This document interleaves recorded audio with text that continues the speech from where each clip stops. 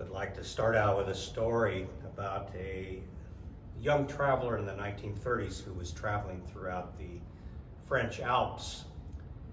And if you know anything about alpine geology, there are some very barren spots in that type of terrain, either because of a receding glacier or a rock fall, but they're just spots where there's absolutely nothing.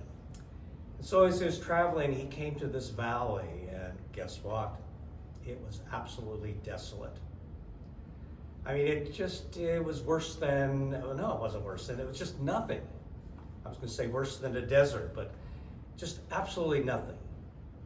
Why would you even want to walk through it? You wanted to leave as quickly as you could and just kind of detour and continue the hike in the continued beauty of the Alps. But he paused and he looked out in the middle of this desolate place, this desolate valley, and he saw this old man bent over. And he had a big sack on his back that was filled with acorns. And he had an iron rod, about 4 feet. And this man would go about 10 feet or so, and he'd take the iron rod and poke it in the ground. And then he'd take an acorn and put it in the hole that he had made and cover it up. So the young traveler was fascinated, and he went and talked to this old man. And the man told him, I've just lost my wife and my son, and I decided I wanted to do something worthwhile in my life. And I've probably planted over 100,000 of these acorns, and maybe only 10% of them are going to grow and be something. But this is what I want to do. So about 25 years later, a not so young traveler now came to the same spot. He was absolutely amazed. This valley was filled with a beautiful forest. Forest filled with oak trees.